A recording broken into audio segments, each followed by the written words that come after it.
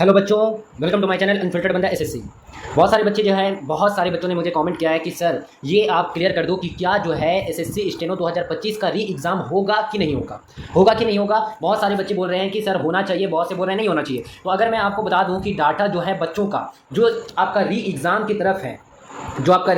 तरफ है, वो आपका अगर मैं बताऊं तो 70% बच्चे बोल रहे हैं कि री एग्ज़ाम होना चाहिए।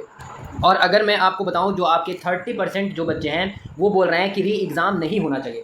70% बच्चे बोल रहे हैं कि री एग्ज़ाम होना चाहिए, लेकिन 30% बोल रहे हैं नहीं होना चाहिए। तो अगर आप देखो, सबसे बड़ी बात कि यूनिटी आपकी जो है, यूनिटी स्टेनो वाले बच्चों के साथ ही आपस में यूनिटी नहीं है। बहुत सारे बच्चे ये 30% बोलते हैं नहीं होना चाहिए, 70 बोल रहे हैं होना चाहिए। और मेरी अगर मैं आपको बता दूं तो आपका जो री एग्ज़ाम होगा कि नहीं होगा, तो मेरा ओपिनियन है कि जो भी बच्चे सोच रहे हैं री एग्ज़ाम होगा तो वो बिल्कुल एक्सपेक्टेशन छोड़ दो कि आपका री एग्ज़ाम होगा। बिल्कुल से नहीं होगा। देखो, तकलीफ लगेगी, आपको थोड़ा सा बुरा लग सकता है, मुझे पता है कि जो आपने प्रॉब्लम फेस किया, जो मेरे बच्चों ने प्रॉब्लम फेस किया है एसएससी स्टेनो आपके स्टेनो 2025 के लिए, वो बहुत ही अनएक्सपेक्टेड था। और लेकिन फिर भी मैं आपको एडिक्विटी का जो आप माइंडसेट बताऊं तो वो बिल्कुल नहीं है री एग्ज़ाम की तरफ, बिल्कुल नहीं। आप कितना भी आवाज़ उठा लो, कितना भी कुछ कर लो, कितने भी ये जो टीचर्स वीडियो लाएंगे री एग्ज़ाम होगा, ये फॉर्म फिल कर दो, वो कर दो, ऐसा कर दो, वैसा कर दो, आवाज़ उठाओ, बिल्कुल नहीं। इन सब से कुछ नहीं होने वाला है। मैं आपको एकदम से 100% आपको 110% रियलिटी में बता रहा हूँ, कुछ भी नहीं होगा।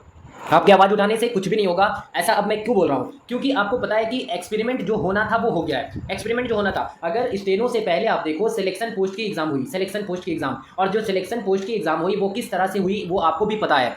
सभी टीचर्स और सभी स्टूडेंट्स को पता है कि सिलेक्शन पोस्ट का जो एग्जाम फर्स्ट एग्जाम था 2025 का, वो किस एनवायरनमेंट में लिया गया था और कैसा रिजल्ट और कैसा रिव्यू बच्चों का रहा है। क्या इसका री एग्जाम हुआ? आप मुझे बताओ, क्या इसका री एग्जाम हुआ? आप इसका बताओ आंसर। री एग्जाम हुआ। उसके बाद आपका कौन सा एग्जाम हुआ?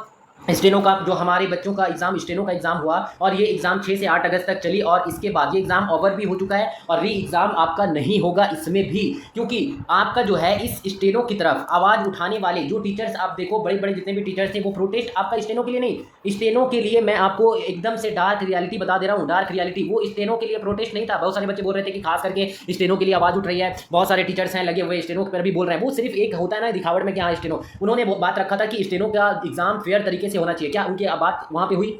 स्टेनो फेयर तरीके से हुआ? क्या सिस्टम लैक नहीं किया? क्या बच्चों का जो एडमिट कार्ड में प्रॉब्लम नहीं हुआ? क्या सेंटर्स दूर नहीं दिए गए? क्या जो है आपका रॉन्ग क्वेश्चंस नहीं आए? सब कुछ हुआ ना। मैंने पहले भी बोला था कि ये जो सीजीएल का सारा आवाज़ जो है सीजीएल के लिए उठ रहा है, सारा आवाज़ सीजीएल, क्योंकि वो लोग प्रिपरेशन करवाते हैं ना बड़े बड़े, क्योंकि यहाँ पे 50 लाख बच्चे फॉर्म भरते हैं। अभिनय सर ने भी बोल दिया था ना कि 1 लाख बच्चे जो है 1 लाख बच्चे स्टेनो के एग्जाम देते हैं, 1 लाख बच्चे देते हैं एग्जाम।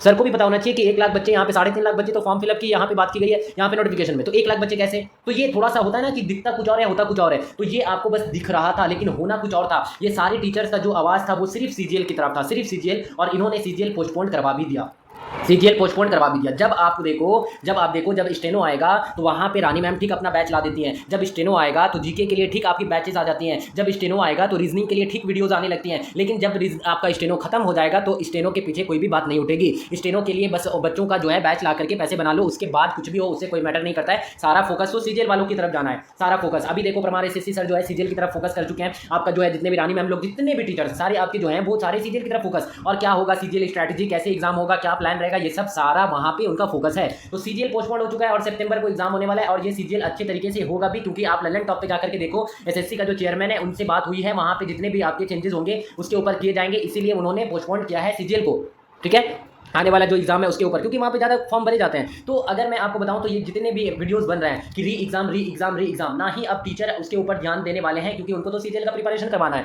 तो री एग्जाम बिल्कुल नहीं होगा।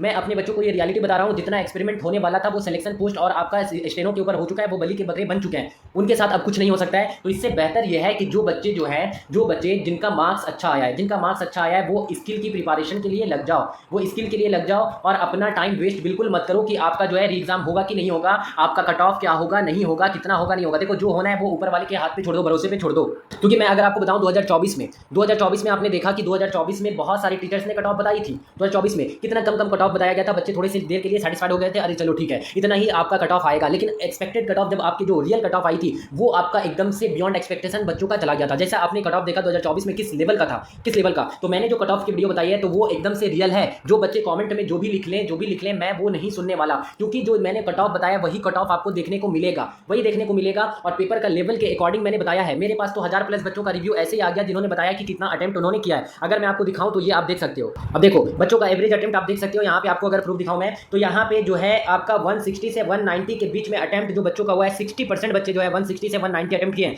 अगर मान लो इनका रो स्कोर अगर 150 भी आता है, अगर 150 140 भी आता है, तो ऐसे ही तो स्किल का आपका रो स्कोर क्रॉस कर गया ना, ऐसे ही क्रॉस कर गया, 140 हो गया 150। तो ये मैंने पहले ही बता दिया कि 130 जो है आपका यूआर ग्रेड डी के लिए 130 आपका स्किल का देखने को मिलेगा इस बार। और आप 140 से 145 के बीच में रखो आपके स्किल की कट ऑफ ग्रेड सी के लिए। अब जो भी बच्चे बोलते हैं पेपर ऐसा था वैसा था, रॉन्ग क्वेश्चन से, तो चेयरमैन ने बोला है कि रॉन्ग क्वेश्चन के आपके मार्क्स मिलेंगे। तो रॉन्ग क्वेश्चन ये सिर्फ ऐसा नहीं कि रॉन्ग क्वेश्चन आए तो उसके मार्क्स नहीं मिलेंगे, मिलेंगे आपको। तो ये आपका रियल आपको बिल्कुल आपको ये मानना पड़ेगा जो मैंने आपको बोला है। उसके बाद आप जो भी बच्चे जिनका एग्जाम सही नहीं गया है तो आपको अब देखो, अब पछतावे की हुए जब चिड़िया चुग गई खेत। बहुत सारे बच्चे होते हैं ना कि 2 महीने डिप्रेशन में रहते हैं कि हाँ अब नहीं हुआ तो क्या होगा, ये नहीं होगा वो होगा। तो ये देखो, ये 2 महीने आप जो कर सकते थे, आपने जितना मेहनत किया, जितना भी आपने एफर्ट लगाया, अपने आप से जेन्युइनली आप पूछो। जितने भी बच्चे बोल रहे हैं ना, अपने आप से जेन्युइनली पूछो कि क्या आपने जितने भी मंथ स्टडी किए थे, अपने स्टडी को कंसिस्टेंट वे में आपने किया था।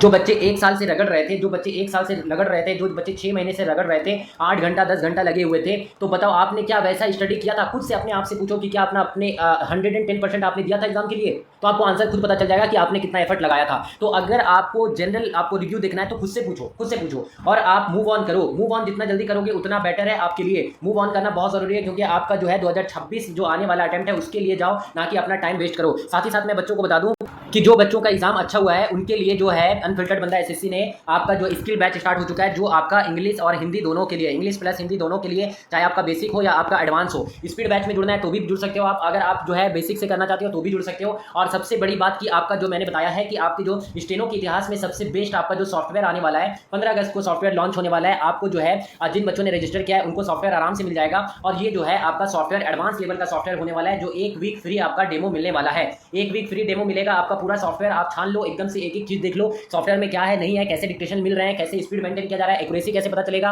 रैंकिंग कैसे पता चलेगा, लीडर बोर्ड में कैसे दिख रहे हैं, वो सब कुछ आपको 1 हफ्ते में आराम से देखो आप। और सॉफ्टवेयर की प्राइस भी बहुत कम है, 499 रुपए इसमें आपको टिल आपको एग्जाम वैलिडिटी मिल रही है, कोई भी नहीं देगा। आप जाकर के देख लो, आप मार्केट में यहाँ पे स्टेनो वाले घूम लो, 499 130 रुपीज पर मंथ में आपको इतना एडवांस लेवल का सॉफ्टवेयर कोई नहीं देने वाला है। तो ये अनफिल्टर्ड बंदा एसएससी 15 अगस्त को लॉन्च होने वाला है। साथ ही साथ जो बच्चे जो है मुझसे स्पीड बैच में जुड़ना चाहते हैं, तो मैं आप ऑलरेडी बहुत सारे बच्चे मुझे मैसेज कर चुके हैं। स्पीड बैच जो है आपका, वो अगर मैं बताऊं तो स्पीड बैच आपका जो मंडे से लाइव क्लास स्टार्ट होने वाला है, मंडे से आपका लाइव स्टार्ट होने वाला है, जिसमें मेरे पास 80 वाले भी बच्चे हैं, 90 वाले भी बच्चे हैं, 100 वाले भी हैं, 120 वाले भी हैं, 130 वाले भी बच्चे हैं। तो आपका स्पीड आप जितना एफर्ट लगाओगे उतना आपका इंक्रीज होगा। मैं आपके साथ बना रहूंगा। और बेसिक से भी अगर आप जुड़ना चाहते हो एकदम से, तो बेसिक से भी आप जुड़ सकते हो। इस नंबर पर आप जल्दी से जल्दी कॉन्टैक्ट करो, क्योंकि मंडे से आपका लाइव क्लास स्टार्ट हो जाएगा। तो आप इस नंबर पर कॉन्टैक्ट करो, सब कुछ आपको पता चल जाएगा। चाहे आप सॉफ्टवेयर से रिलेटेड आपको इन्फॉर्मेशन चाहिए, या आपको बेसिक से रिलेटेड आपको बैच से जुड़ना है तो वो भी आपको इन्फॉर्मेशन चाहिए, या फिर आपको एडवांस स्पीड बैच में आपको जुड़ना है, उससे भी आप इन्फॉर्मेशन ले सकते हो। बहुत कम फीस में मैं आपको करवा रहा हूँ। तो जिन बच्चों का एग्जाम अच्छा हुआ है वो लग जाओ, अपना टाइम वेस्ट करने से बेकार है एग्जाम की तरफ जाना।